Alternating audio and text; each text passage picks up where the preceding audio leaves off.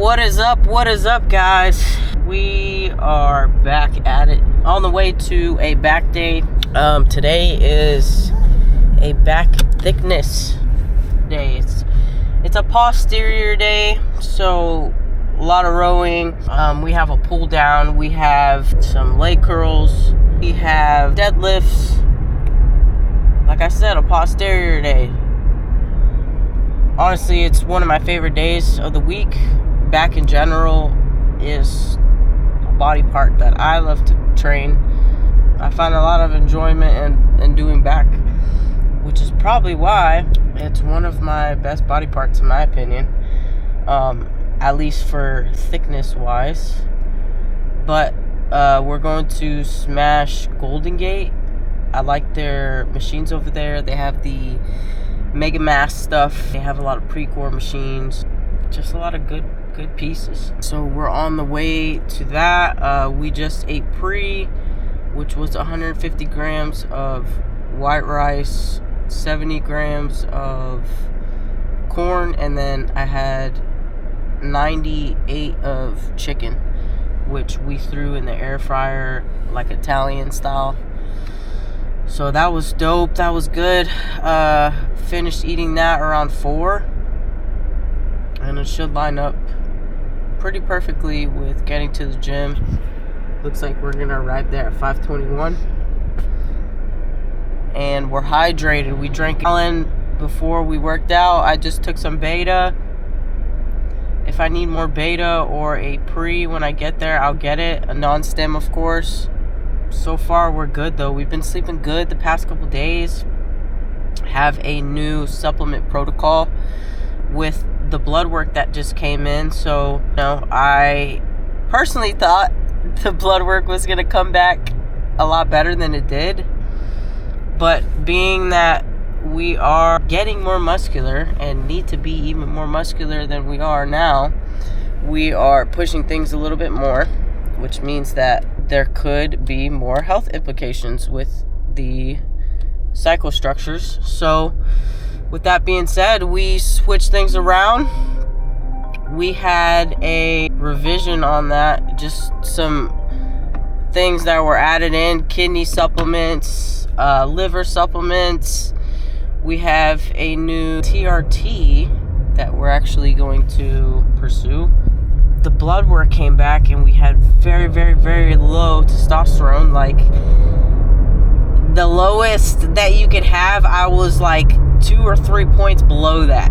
So makes total sense, because I've actually been feeling pretty gassed out during the day. So we are going through Rise HRT to implement that. It's going to be 5 milligrams a week to make sure that I'm finally in range where I need to be. So all good on that. We're gonna run that. That should be getting to my house in the next 7 business days, week and a half, something like that. So I'm excited to feel better, along with the other supplements that we just put in. Everything's like over the counter stuff, meaning you could get it from like Pure Factor or Morphogen Nutrition or Revive, something like that. So just doing what needs to be done. But I have another 15 minutes to get to the gym. I'm going to call Elsie back, see what she needed, because that was her giving me a buzz. And then I'll see y'all at the gym for the spicy one. Alrighty, y'all. First movement we have is the cable lat pull down, neutral grip. So I used to use the mag bar on here, but my grip strength was the limiting factor for this. So I actually bought this attachment on Amazon, and you could just put D handles in it. So that way you can use wrist wraps and make sure you're just using your hands as like a hook and really driving your elbows to your hips. So if you notice here, I'm not leaning back, not making this an upper back movement. One thing I would say that I'm going to do different next week is not move my head down as it's starting to get heavy, because I'm noticing that I'm actually changing the direction of my arm path there. So again, pulling forward the hip, making sure that this is a lat-based movement. So if you see the lady next to me on the right, that's how people usually do cable lat pull downs. And if you see the direction of where she was actually pulling to her chest, that is a lot of upper back. And if you want to primarily just work lats, you want to be more upright and actually pull to, I would say, your thigh. That's going to be the best bet, because pulling past that, you're going to recruit a lot of rear delt and a lot of upper back. And if you're trying to quote unquote bias your lats, then I would definitely make sure that you're keeping your elbows in front of you. And again, for back, I mean, there's so many different moving parts of the back. Any movement that you row or you're going to pull down, you're going to be using all of your back anyways, right? So,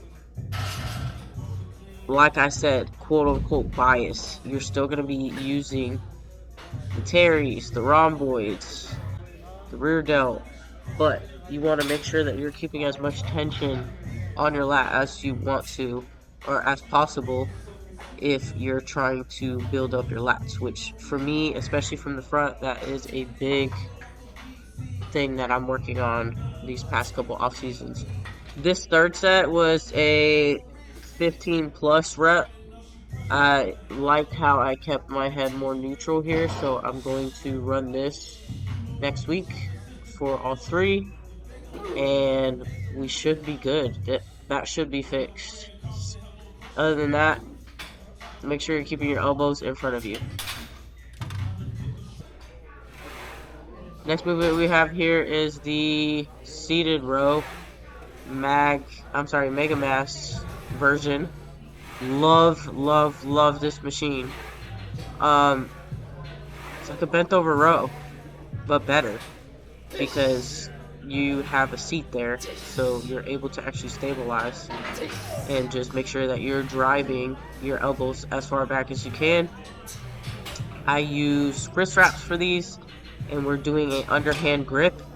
The thing with using wrist wraps, you want to not overlap it. So if you're overlapping, you're actually not giving yourself the best chance to have a good grip on it. So what I would do is like helix, and look up what the helix is online if you don't know what it is, but it's not overlapping the material.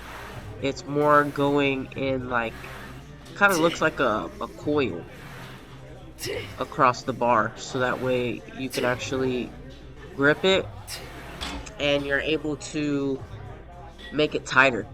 So on the second set we have the back down, but we have a drop set, so we're pulling some weight off here. Drop sets are a good version to make sure that you're getting the extra volume in a short amount of time. And I'm not going to put the straps on for the double drop. It's kind of, to me, it's pointless just because it's not that much weight, whereas the first go around was. So we're just going to keep dropping it and keep making sure that we're getting our elbows back until we can't get them back no more.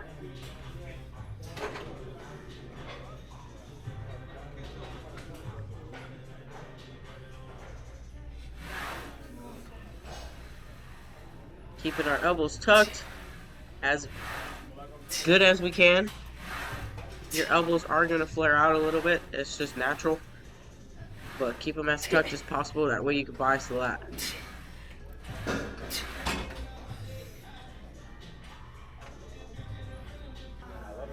Next movement, we have the T-bar row. Really bad angle. Again, getting our elbows as far back as possible, making a butt crack in between our back. That way we can get full extension and contraction. And we're using the wrist wraps on here, same type of deal. I use the 25-pound plate because I'm a shorty and I need to make sure that my elbows are in line, my chest is in line, everything's in line with where we need it to be. So that's what we do. We adjust. We have a back down set. The other set kind of got messed up on this camera, so wasn't able to show it. This is the third set, 15 rep plus set. So we are just making sure that we're burning everything out, and same type of deal, getting our elbows as far back as possible as we can, and pinning the top, trying to get as much engagement as possible, keeping your chest on the pad. That way you actually work your upper back, not letting anything elevate, and all back here.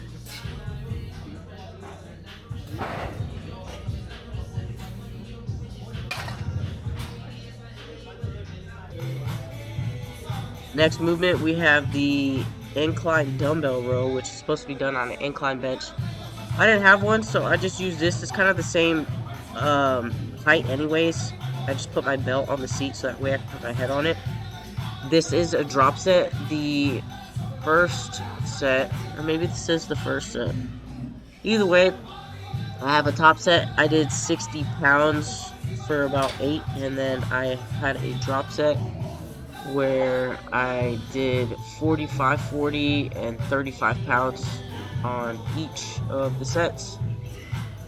I obviously want to see how many reps I could do. We're trying to hit at least 12 for that first 45, but hey, it's okay if we don't.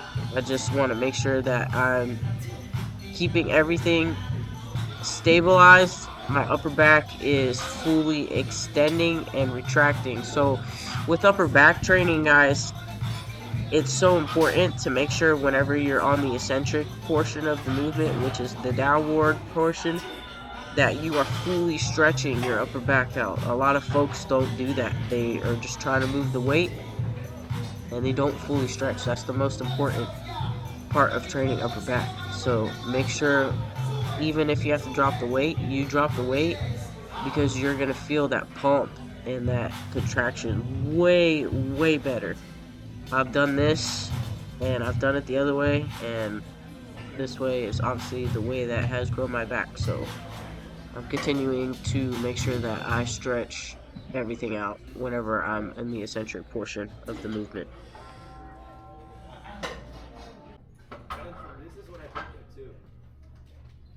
Next movement of the day, we have one top set here for deads. Supposed to be in the 12 to 15 rep range. Didn't quite get there this week, but that's okay. We're starting a growth phase, like I said. This will be crushed here in the next couple weeks, but again, with the wrist wraps, the helix type of wrapping, making sure you have your air pushing into the belt, and right before you pull the bar, you act like you're breaking the bar, so that will actually light your lats up to help you stabilize and get that bar up, and make sure that you're using your spinal erectors to stabilize. I do these hip hinge driven, so we are actually like, it's like stiff on the way down, and then it's a slight bend, and then up. So it's a lot of erector, a lot of hamstring, and since this is a posterior day, only makes sense. Next movement, last movement of the day here is, and this was actually supposed to be before the deads. Deads are supposed to be last, but busy gym today, so we weren't able to do these before deads, but we have the seated leg curl pre-core. So locking yourself in there, and then we are pushing actively back. So I'm taking my hands and I'm pushing to the seat, and I'm making sure that my upper back and my glutes and everything is snug in the pad, and your ankles and your ankles are literally, you're thinking about going down with your legs, not necessarily back, but down to use your hamstring and not making sure nothing else is moving and that you're not pelvic tilting, so that way your lower back gets messed up and you take tension off of your hamstring. So just make sure you're pushing yourself into that back pad, keeping everything in the hamstring. That's what you want. If you want big hammies, I know I want big hammies, so that's what I'm going to do.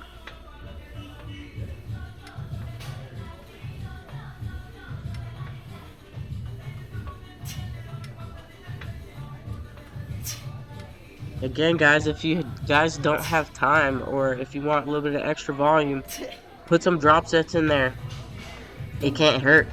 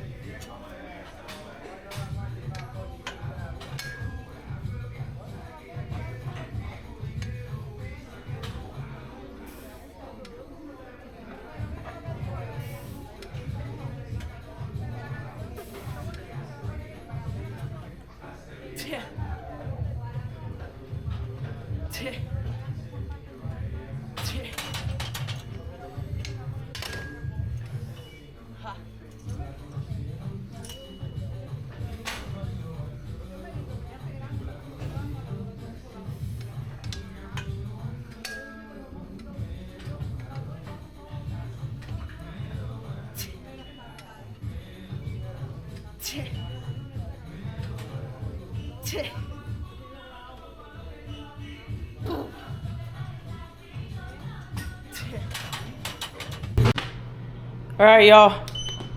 It's now the 4th. We did legs today. We're getting some steps in. It's like 7 o'clock-ish. Hope y'all enjoyed that back day. I've been loving it. Growth phase is now live. And we are a couple days in, so we won't really start getting the benefits of the food and the superseps until another like week or so.